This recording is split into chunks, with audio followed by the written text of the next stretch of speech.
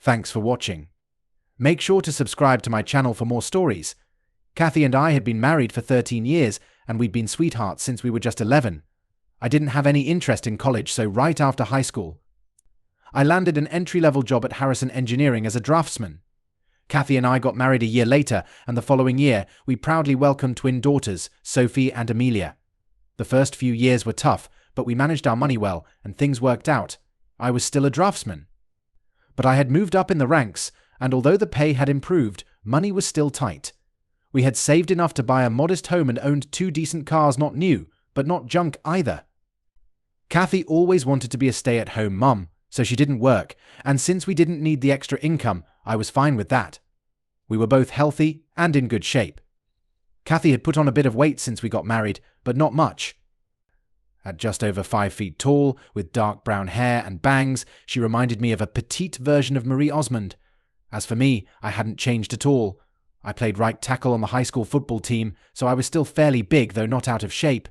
About 18 months ago, Steve Davis moved to Riverdale from Willowville and got hired at Harrison Engineering as a surveyor.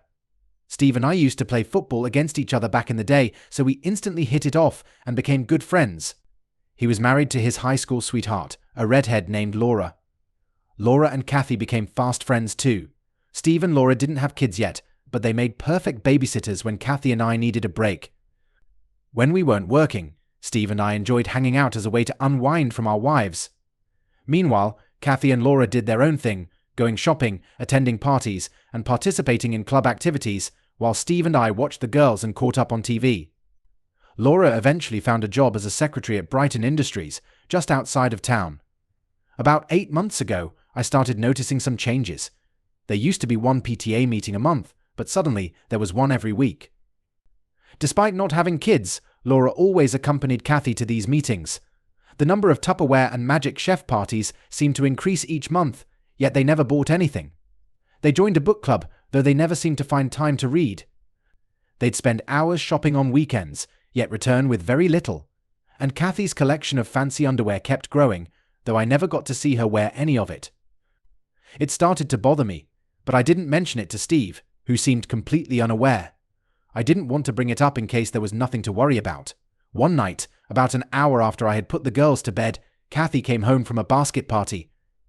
She had taken a shower before Laura picked her up, and when she got home, she showered again, which I found odd. While she was in the shower, I quickly checked the hamper and found a pair of black lace underwear. Who wears black lace underwear to a basket party?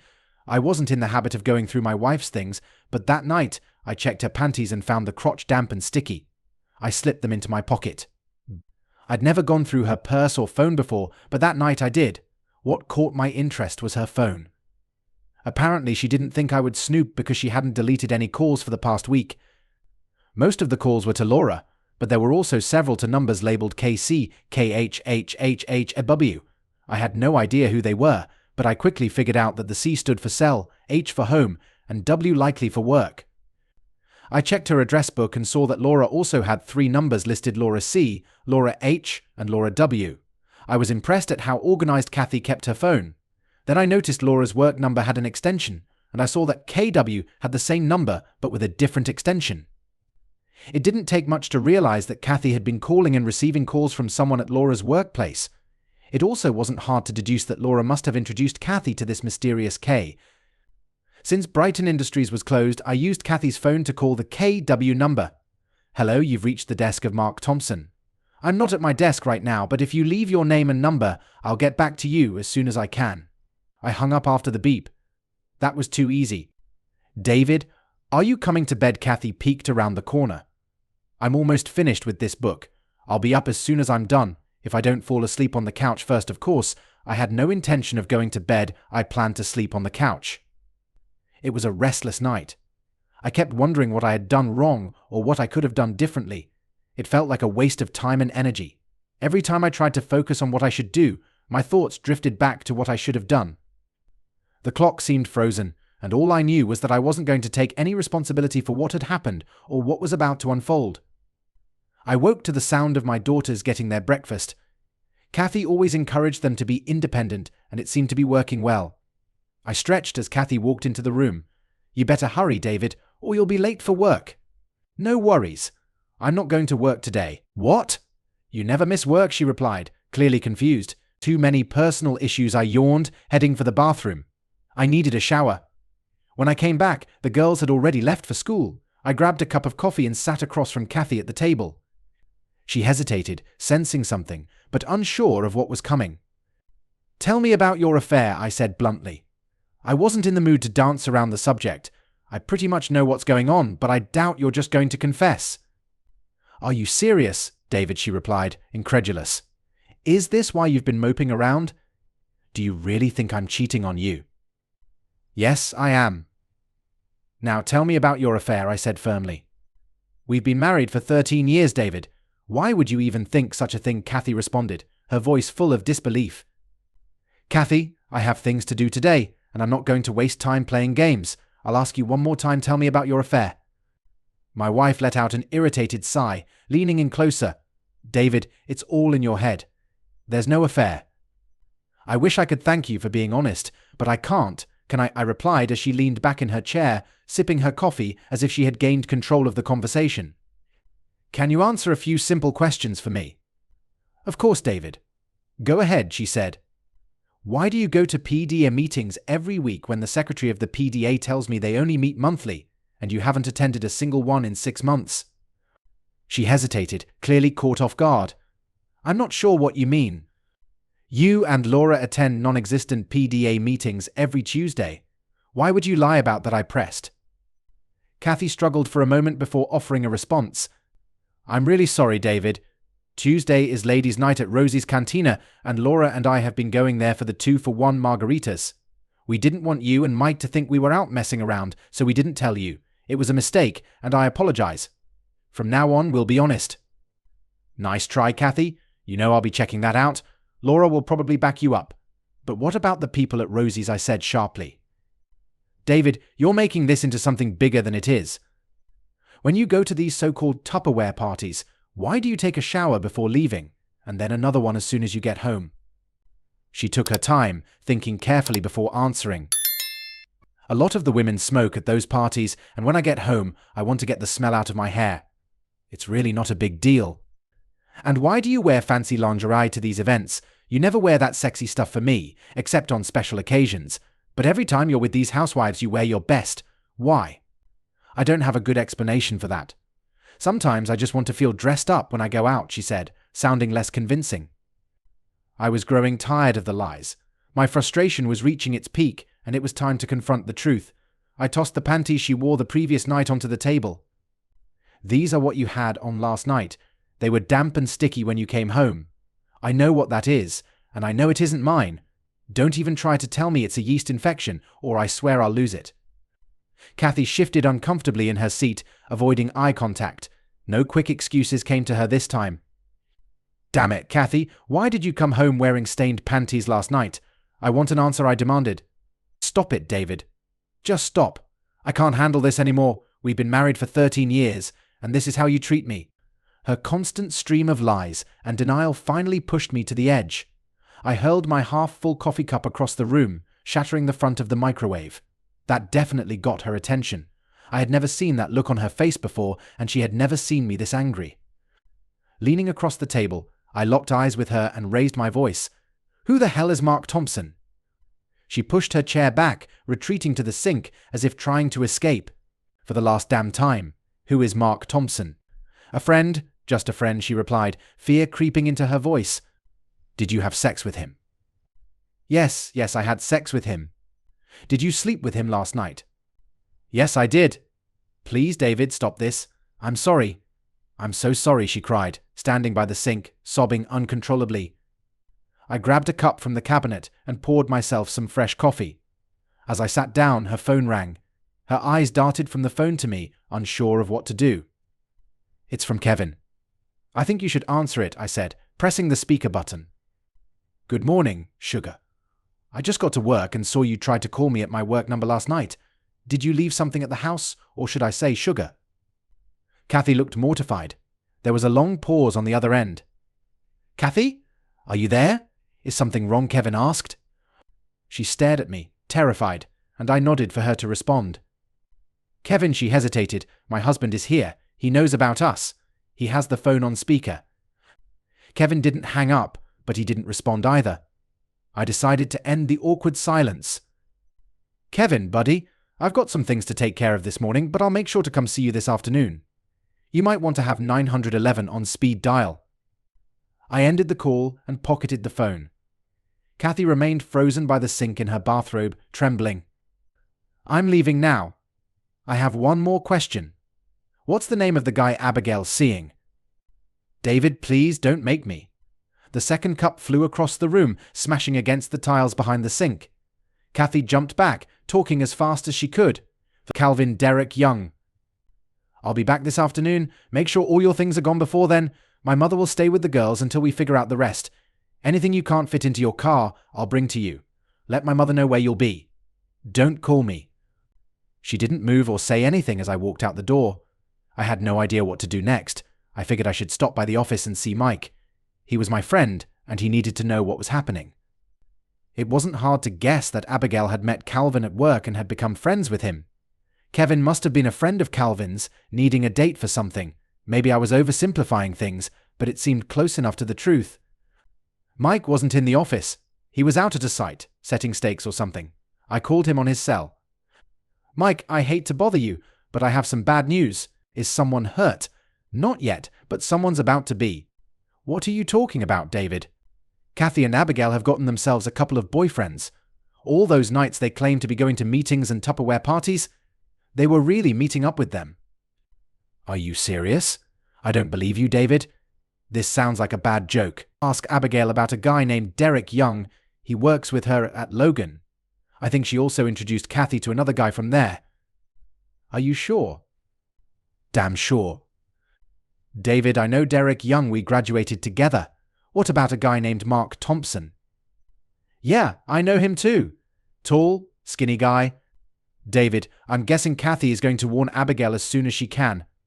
Kathy gave me a whole load of nonsense this morning before I pinned her down. I'm sure you'll get the same excuses from Abigail. Mike hung up, and I went to HR to request a short vacation. I wasn't in the right frame of mind to work, and it only took me 10 minutes to hand off my projects to another draftsman. Right then, Kathy's cell phone rang, showing Abigail's name on the caller ID. Kathy, what's going on? Mike just called me, and he's on his way to the office. I think someone tipped him off about something. I didn't respond. Kathy, are you there? This isn't the time to be playing games.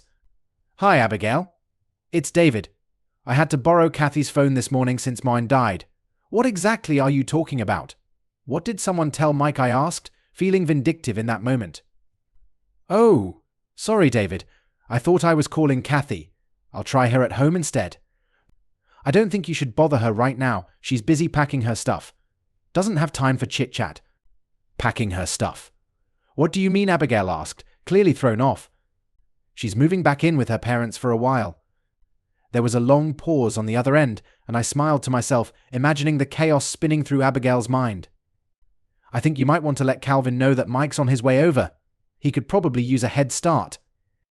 Oh no, this can't be happening, she shouted before hanging up on me. The nerve of that woman. Since Kathy and I only shared one credit card, cancelling it was easy. We also had a joint debit card, and it took me just 5 minutes to change the PIN. I wasn't sure what to do about the checking account, so I left it alone for now. I still needed it to pay the bills and utilities. I just hoped Kathy hadn't taken any checks. My phone rang again this time. It was Mike. He told me he'd chased Derek Young out of the Logan building and caught him in the parking lot. Derek was now in jail, and Mike wanted me to call his brother in Willerville to come post bail. I did as he asked, but there wasn't much else I could do for him after that, so I went to grab lunch at Subway. Afterward, I stopped by my parents' house and filled them in on everything. Mom was more than willing to watch the girls for a while. During the week, she'd stay at my place, and on the weekends, the twins would stay with them. Now, it was time to pay Mark Thompson a visit. The guys in Logan's drafting department were eager to tell me about Mike's visit earlier that morning. The drafting office overlooked the parking lot, so they saw the entire scene unfold. Mike caught Calvin before he could reach his BMW, threw him over the hood of a car, and started smashing his face. Security guards rushed out and tried to pull Mike off, but they couldn't. Finally, one of the guards tased Mike in the neck. He was still unconscious when they put him in the police car, and they had to take Calvin away in an ambulance. One of the guys pointed me to Mark Thompson's cubicle, but it was empty apparently. Kevin had quit abruptly that morning. We passed Abigail's desk as well, but she wasn't there either. It seemed she still worked there though. 10 minutes later, I had Kevin's home address and was heading to the parking lot. His place was a small ranch house with no garage, and a white Lexus sat in the driveway, its trunk and back doors wide open. As I walked toward the door, Mark Thompson Kevin came out carrying an armful of clothes. As soon as he saw me, he dropped everything and ran back inside. I chased after him, but I tripped over the clothes he had dropped, and by the time I got in, I saw him slipping out the back door. I couldn't help but laugh at his reaction. What did he think I was going to do? Unlike Mike, I wasn't looking for a fight. I was just here to talk. The house looked like it had been rented fully furnished, which explained why there wasn't a moving truck outside. In another 10 minutes, he would have been gone. I didn't feel like running after him, so I took a look around. I wasn't there to trash the place just to see if I could find anything useful. The first thing I grabbed was his cell phone, which he had left on a desk in the living room next to a folder containing his passport and some personal documents. On the dining table, I found a nice little laptop. There wasn't much else of interest, so I gathered up what I'd found and left. I didn't want to do anything that could be considered a crime, though I'm sure taking things from his house might count as theft. Still, he had left the door open, so it wasn't like I broke in. Unable to fully resist temptation, I let the air out of one of his tires. I knew he'd have to empty the trunk to get to the spare, and I imagined him doing it nervously, keeping an eye out for me. We'd deal with him later. He got the message. I swung by the jail to see Mike. His brother was there, and they were busy with legal stuff, so I just waved and smiled. It seemed like Mike had things under control. When I got home, Mom had already arrived and started dinner. We chatted for a bit, and I took the stuff I'd collected from Kevin's house into the den where I kept my computer. Before I had the chance to check anything, Sophie and Amelia came home from school. I figured it was best to explain things before they asked. I didn't get the chance. "Hi, Dad. What's Nana doing here? Where's Mum?" Sophie asked, cutting right to the chase. "Your mum and I decided to take a little break from each other. She'll be staying with her parents for a while." Amelia grinned, and Sophie rolled her eyes, moaning in frustration. I win. I win. "I told you so," Amelia gloated, while her sister frowned. "What's going on?" "What's so funny?" I asked, confused. Amelia volunteered to explain. "Sophie and I had a bet. I said Mum was cheating on you, and she said it would never happen. Looks like I won." "I never said anything about your mum cheating," I muttered, trying to keep things calm. "We're not dumb, Dad. Don't treat us like kids. We know what's going on," Sophie replied. "I just didn't want to admit it, but Amelia's right, Mum's cheating on you." "How did you know this?" "I just found out myself." "You're a little slow, Dad," and too trusting, Amelia said, putting her arm around my shoulder. It felt odd having my 13-year-old daughter try to comfort me. One Saturday, when Mum and Laura said they were going shopping at King of Prussia, Mum wouldn't let us come along. She said it was a grown-up shopping day and that she'd make it up to us later. But when we got to school on Monday, a few kids said they saw her with a guy at Evergreen Park. We called them liars, but one of the girls had a picture on her phone which made it pretty clear. I thought there had to be some explanation, but Amelia insisted she was cheating. "Why didn't you two say anything to me?" I asked. Both girls just shrugged. Then, a couple of weeks later, Tracy Mercer's parents saw Mum, Laura, and two guys at TGI Fridays in Allentown. They told Tracy about it when they got home. I sat there, stunned. Thankfully, Mum called us to the table for dinner.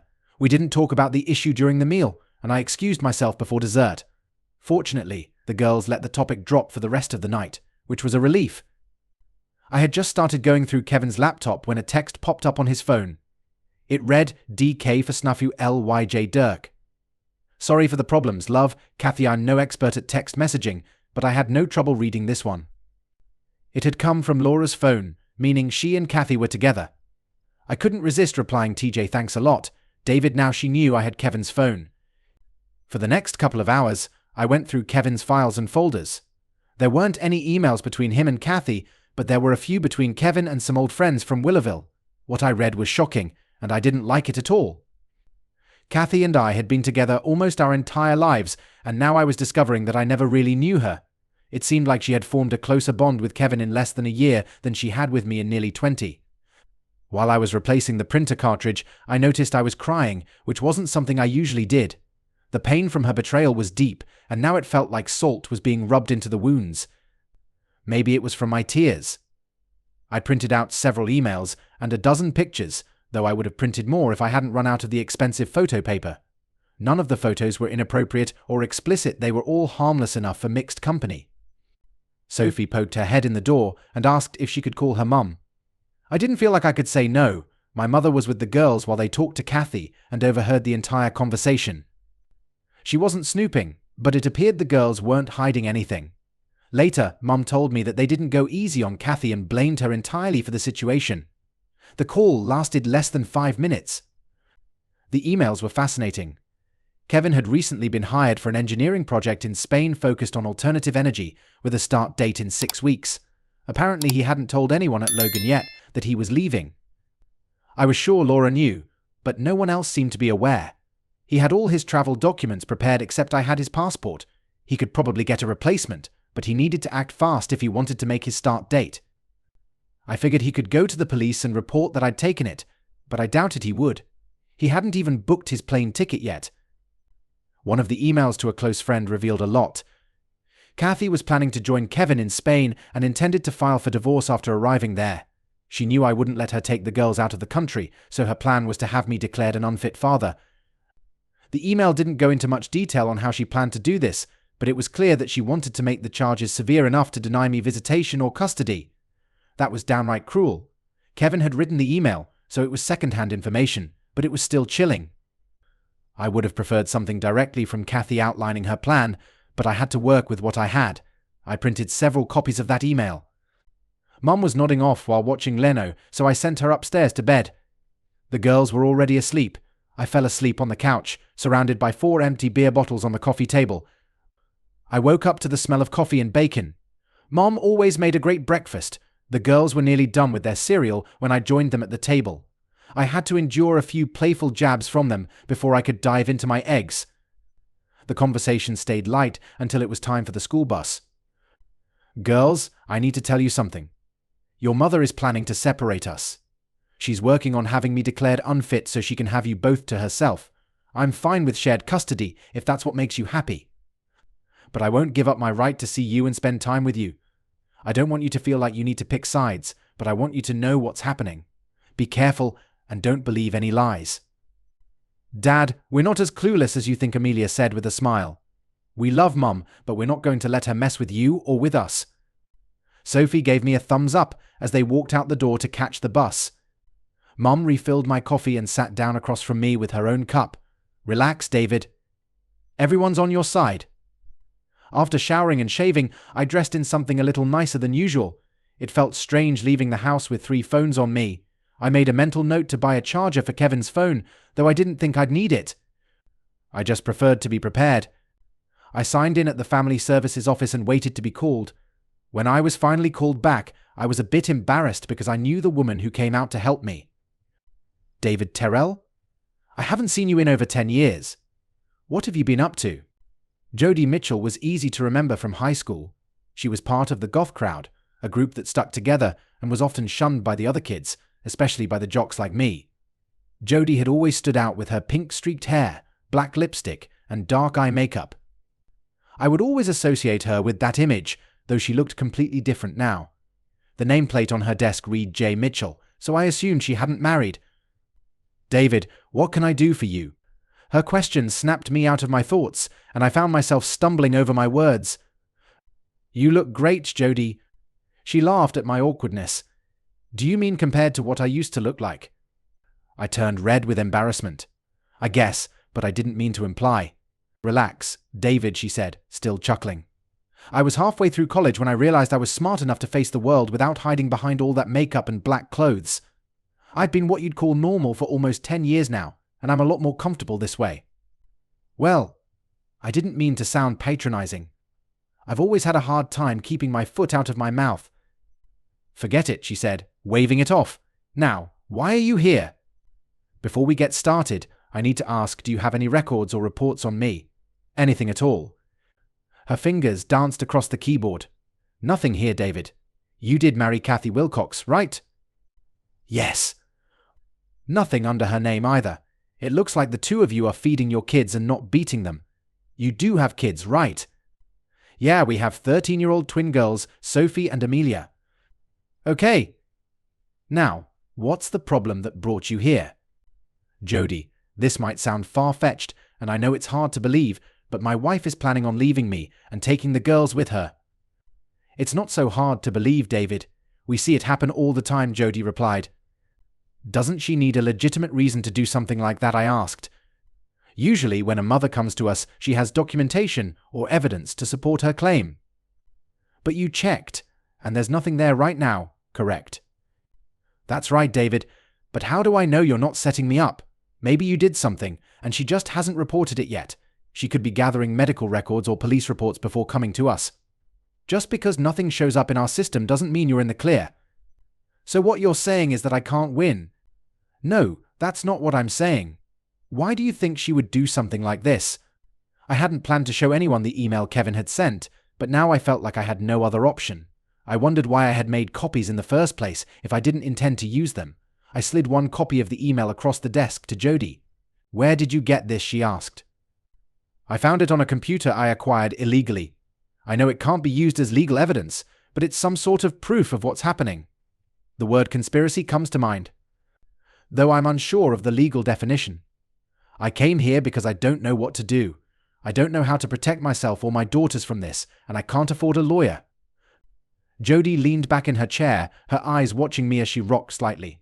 She then leaned forward and said, "Can you come back tomorrow morning?" Yes, that's fine. I'll be here.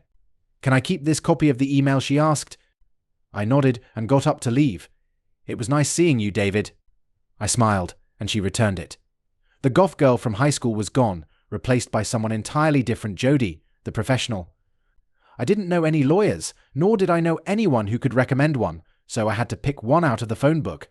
I was certain that Kathy was planning to divorce me, but with everything going on, things could change, and I didn't want to take that chance. Not knowing what our financial situation would be in the coming days or weeks, I asked the lawyer for a flat fee for the entire process and paid in cash. I told him to handle it as quickly and simply as possible. I didn't care about keeping the house. It was worth less than the mortgage. Anyway, the only thing I insisted on was joint custody of the twins. If possible, I'd go for full custody. I agreed to pay child support, but refused to pay any alimony. As I was on my way to lunch, I got a call from Mike. He needed a place to stay, and I offered to put him up. We met at Subway for a gourmet combo meal. When I arrived, he was grinning ear to ear. I know you're not that happy. What happened? A friend of mine at Community General Hospital gave me some info on Calvin. Laura went to visit him, but while she was there, Calvin's wife walked in with their 2 kids. Laura had no clue she was being played. It got so bad that hospital security had to escort Laura out. I went by Logan to talk to her, but she'd already quit. She's probably at home now, but I'm not sure. Why wasn't his wife living up here with him? I asked. No idea. Why wasn't he going home to his wife and kids on the weekends? I don't know that either, and frankly, I don't care. Mike had taken a week off work to sort things out.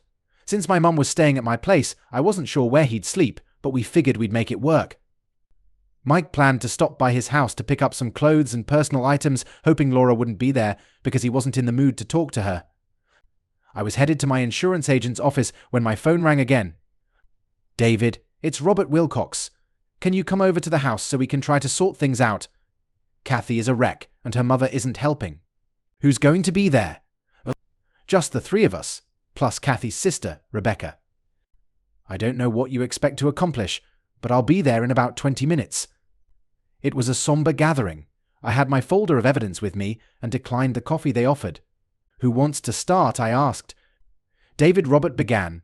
Kathy seems to think you're overreacting. She claims you were furious and made her say things that weren't true just to calm you down. She says she did nothing wrong and that you have no right to throw her out. I got the distinct impression that Kathy had given her parents a very sanitized version of what happened. I understood why she wouldn't want to admit her affair, but I was angry that she had twisted the situation to make me look like the bad guy. Robert, what do you want me to do? Prove she's lying or admit that I made a mistake? I'd just like to see some facts so we can understand things better. What did she tell you about her friend? I asked. She said she didn't have a boyfriend, just that she had a few drinks with some of Laura's co-workers and that you misinterpreted the situation. Robert, in the past month she's had over 60 phone conversations with this so-called casual friend. How many times did she call you or her mother in that time, I asked. Both Robert and Patricia turned to look at Kathy, who stared down at the floor, refusing to meet their gaze. Does that sound like a casual friend, I continued. Someone she occasionally meets for drinks? No one spoke. I took out Kevin's cell phone. Rebecca, can you read text messages? Here's one Kathy sent her casual friend right after I threw her out. Why don't you read it to everyone? Rebecca took the phone and read aloud, Dear Kevin, sorry for the problems. Love, Kathy. She handed the phone back to me. Does that sound like a casual friend? Kathy buried her face in her hands while Robert slowly shook his head. 2 weeks ago, Kathy and Laura told everyone they were going shopping at Sunset Plaza. The twins begged to go along, but Kathy said no. Here are some pictures from that shopping trip, I said, handing Robert 6 photos. He looked them over before passing them to Patricia and Rebecca. That doesn't look like Sunset Plaza. That looks like Evergreen Park, Robert said. Damn it, Kathy, what's going on? Patricia, who had been quiet until then, finally spoke. Kathy, in every one of these pictures, you're clinging to this man's arm like your life depends on it. That's not what you do with a casual friend. It looks like Kevin is far more than that. What were you trying to pull? Tears streamed down Kathy's face, quiet, steady sobs. This wasn't what she had expected. She hadn't anticipated the photos. Here are a few more, I said, handing over additional pictures. 2 are from Olive Garden and 1 is too. Fortunately for everyone, she's fully clothed in all of them. I think we've seen enough, David. I'm sorry we had to call you over for this, Robert said, clearly upset by the deceit. As I stood up, Kathy left the room, crying uncontrollably. We never even got around to discussing the stains on her underwear. At that point, it didn't seem necessary. Robert walked me to the door. David, I'm sorry we can't undo what's been done, but I promise you it won't be ignored. He shook my hand as I left. When I got home, Mum had already set up a cot in the den. It wasn't really a den, just a small extra room where I kept the computer. Mike had a pile of extra clothes stacked in the corner that he had picked up from his house. Laura wasn't home when he stopped by, so he gathered what he needed. But the most interesting thing waiting for me when I got home was the mail. Actually, it wasn't my mail, it was for Kathy. An official envelope from the passport office. I knew I wasn't supposed to open it, but I couldn't help myself. Inside was, of course, a passport, specifically a family passport. The photo showed Kathy and the 2 girls. I remembered when the girls mentioned getting a picture taken, but I had no idea it was for this. Naturally, there was no passport for me in the envelope. I immediately called Robert and told him to inform Kathy that the passport had arrived. If she wanted it, she'd need to send Kevin to pick it up. I'd only hand it over to him. Normally, I would have been at work when the mail arrived and would never have known she got it. Robert let me know they had asked Kathy to find somewhere else to stay, as they weren't pleased with her. He promised to tell her about the passport. Dinner that night was an interesting one, mostly involving conversations with the girls. A lady from Family Services came to see us at school today, Sophie said, with a sly smile. Care to elaborate on that, I asked. Did she talk to you together or separately? Both of us at once. Her name was Jody. She said she went to high school with you. We went to the same high school, but we weren't exactly together, I replied, getting a frown from Amelia for my sarcastic tone. Pay attention, Dad. What did she want to talk to you about? You, Sophie replied. She only talked about you. We both agreed she liked you. You figured that out from one short conversation. She talked to us for over an hour. We missed gym and part of geography. Amelia chimed in. They both started talking at once, and I had trouble keeping up. Dinner was interrupted by a phone call from Rebecca, Kathy's sister. She wanted to meet up and talk, so I agreed to meet her at McDonald's. We found a corner table and settled down with 2 cups of steaming hot coffee. David, Kathy asked me to try and explain what's going on. She couldn't do it herself, Rebecca began. This might sound ridiculous, but if I have any questions, how are you going to answer them? I don't think I can, I admitted. I can talk and you can listen, but I'm sure I'll get some of it wrong. It sounded like nonsense when Kathy told me. So you're setting this up to tell me you have no answers, just excuses and justification, she said. I always knew you were smart, Rebecca. Let's get this over with. I've got other things to do. First, she blames everything on Laura.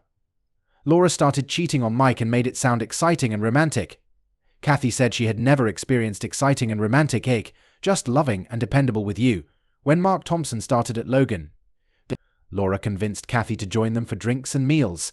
While they were out, Laura and Calvin would sneak away for some romantic time, leaving Kathy and Kevin alone. Eventually, they started fooling around too, and before long it turned into a full-blown affair. Once it started, she couldn't, or didn't want to stop. Kevin impressed her with his stories of what he'd done and what he planned to do. She wanted to go with him and be a part of it all. When he asked her to go to Spain, she jumped at the chance. The big problem wasn't leaving you, it was leaving the girls. She knew you'd never let her take them overseas, so she was figuring out how to make you look like a bad father. Rebecca paused and took a breath. Now she realizes that was a mistake. After talking to the girls, she understands they're closer to you than to her. She's decided not to fight for the twins if you agree to a divorce with no strings attached. Mike told me that Laura had gone back to her parents' house in Oakdale, Rebecca continued. So Mike's moving back into his place, at least until he can sell or rent it out. He spent the morning at the bank, the insurance company, and his lawyer's office. He wants to get some money from Logan, but there's no company policy against fraternization. So his lawyer says it'll be a tough battle. Mike also went by the hospital and found out Calvin was being discharged. Calvin's wife was handling the paperwork, and when she saw Mike, she cornered him, instead of being angry. She explained she was trying to get Calvin to drop the charges against Mike. He was shocked when she thanked him for everything. Apparently, she's been trying to get Calvin straightened out for years with no success. After Rebecca left, I sat on the front porch, drinking a beer. Mom brought out a meatloaf sandwich and joined me for a while, sitting quietly with her own beer. She mentioned that Dad was coming over for dinner and would be staying the night. Just as Mom went inside, Jody Mitchell pulled up. Jody refused the beer I offered and sat next to me. After a moment of silence, she spoke. I served Kathy with the papers about an hour ago. She was not happy. She's staying with her sister, by the way. I finished the beer in my hand. I guess that's a good thing, but why do I feel so awful? There's no good in situations like this, David. Just less bad. I grabbed another beer, paused, and then put it back in the cooler. Could you come by and explain all of this to the girls? I get along with them, but no matter how carefully I try to explain, it'll sound like I'm blaming their mother. I'm scared if I do that, I'll push them away. I don't want that. How about 7 tonight, Jody offered. I nodded. As she walked to her car, she stopped halfway and looked back with a smile. I smiled too. Jody started coming over regularly after that night she spent talking with Sophie and Amelia. While Mike and I were busy clearing out everything from his house that reminded him of Laura, Jody became a frequent visitor. Before long, she was spending as much time with my mom as she was with the girls. I noticed she seemed to be avoiding me, and while I was okay with it, I couldn't help but be curious. One evening, after the girls had gone to bed, Jody sat down next to me, and I felt the urge to say something, but she spoke first. David, do you have any wine? Well, sort of, I replied, still struggling with small talk. She raised an eyebrow. What does that mean? I don't have anything with a cork, just screw top bottles, I explained. She chuckled at that. Bring me something red, then, and bring the bottle. It wasn't really a bottle, more like a jug, but she didn't seem to care. I poured us each a glass, and we sat there sipping. Finally, I forced myself to break the silence. I guess the girls are benefiting a lot from your visits. How long do you think you'll need to keep seeing them? Oh, the twins are fine. They don't really need me.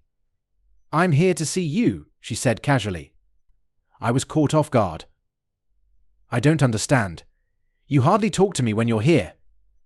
I thought that's what you wanted, she said. You seemed like you had rules against getting close to clients. Her soft laugh made me feel more at ease. I'm surprised you haven't asked about my tattoos yet, she teased. Tattoos? What tattoos? I asked, genuinely curious. It was clear she was trying to draw me into a light-hearted conversation, and I appreciated it. I have 4, she revealed. 3 are easy to spot, but 1 is more, hidden. So are you going to show me, or do I have to go looking for them? I asked with a smirk. It's more fun if you look, but you might need to refill my wine glass if you're going to do that. We both laughed, and I poured her another generous glass. The search for her tattoos turned into a quiet, exciting game as we tried not to wake the girls. The fourth tattoo was indeed in a private spot, and I spent quite a while admiring it before she playfully pushed me away. She left before the girls woke up, but I had a sneaking suspicion they knew what had happened. I told my lawyer to finalize the divorce papers and have them delivered. Kathy would have to accept what I was offering, or she could deal with it herself. She was still staying with Rebecca when the papers were served. I didn't hear back from her, not even a phone call. A few more weeks went by, and things weren't looking good for my dad. Mom started spending more time with him than at my place. Thankfully, the school year had just ended, so the girls moved in with her for the summer. By the end of the summer, Dad was placed in an assisted living facility. Mike and I helped Mom get the family house ready to sell, and she moved back in with me. Jody had spent the summer visiting the girls at Mom's place, and she had been spending 3 or 4 nights a week with me. The girls loved going on shopping trips and out to eat with her, and I was happy they were getting the attention they needed. At least I wasn't feeling jealous anymore, and I was pretty sure the girls knew what was going on between Jody and me. Kathy called the girls about once a week, but their conversations always seemed tense, according to Mom. Most of the time, the girls didn't even mention that their mom had called. Mike's divorce from Laura was finalized, but I had no idea what the status of mine was. Mike also decided to start his own surveying business and asked me to partner with him. I didn't have enough money to invest at the time, but Mom came to the rescue. Since Medicare would cover Dad's expenses when their money ran out, she figured it was better to invest what was left into the business. I suspected she was also thinking of it as an investment in her own future.